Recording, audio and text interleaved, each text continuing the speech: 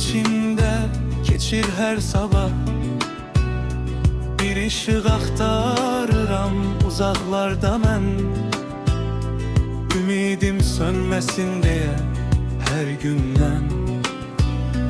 Karanlık hayatın ağır yolları, dinmir yüreğimin kederli harayı.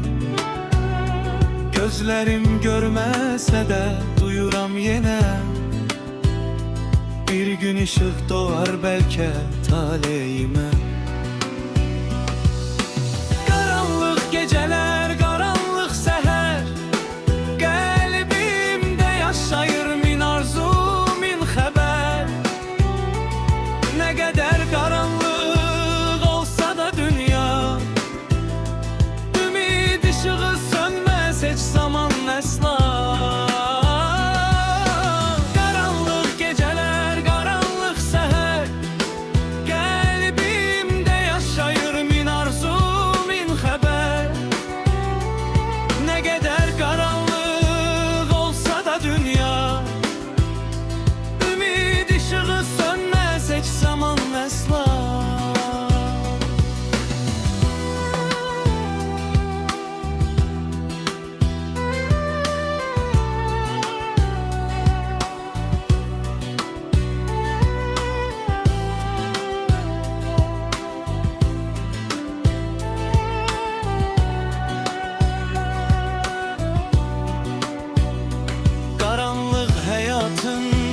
Ağır yollar, dinmir yüreğimin kederli harayı.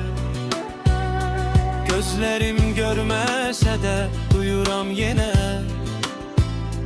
Bir gün ışık doğar belki